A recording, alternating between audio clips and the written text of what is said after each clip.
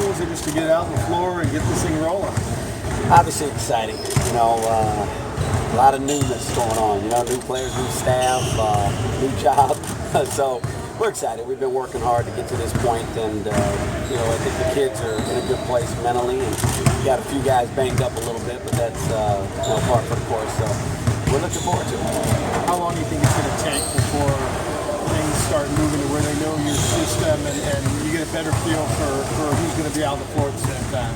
It's a good question. We missed a few guys. As you guys know, the Runner Rebels Club supported us going to the Bahamas, and so we had a chance to get a feel for a lot of the guys, but we had 2 or 3 guys out, which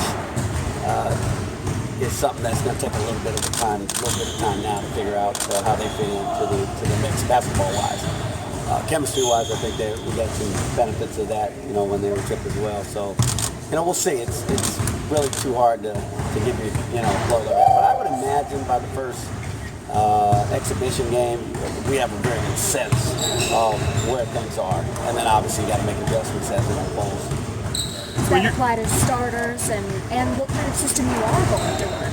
Well, the system is in place, and we know what we're going to do offensively and defensively. We will tweak some things pending personnel, who's in the game at certain times. You got to play to your team's strengths. So I think that's one of the big advantages of this job for me is that I can recruit guys to a system now, whereas at New Mexico State I had to get the best players I could get and then kind of put a system that fit, some of their strengths. So that's a nice change of pace for me. And then I think, now it's just going to come back down to, the starters are going to have to earn those spots. This is it's go time. So we'll figure out who's going to start. Actually, they're going to tell me who's going to start based on their play. What kind of matchup problem is Clyburn for a 6'6" guy who can shoot like that?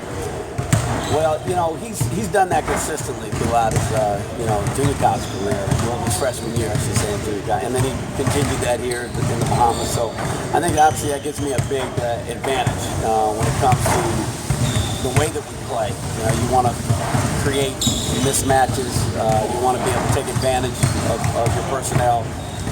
And with his height, on a wing, that's obviously solid height. Now the bigger the teams you play, he's not as much of a mismatch. But it's all game by game on that kind of scenario. But if he continues to do what he did in junior college and bring that here, then obviously he's going to be a big piece for us. When you were recruiting him, how much did you sell him on that he could really come here and be a real key player as opposed to another program, maybe be more of a role guy?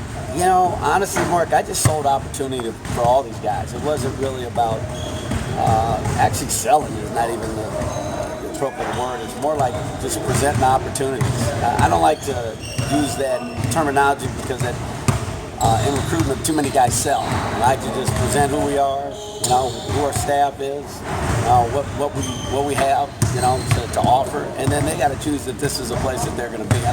I think sometimes when you go out and you put too much on it, it doesn't really work out. After they get here, if it's not what they expected. So I think we just presented it. And I think he saw the opportunity.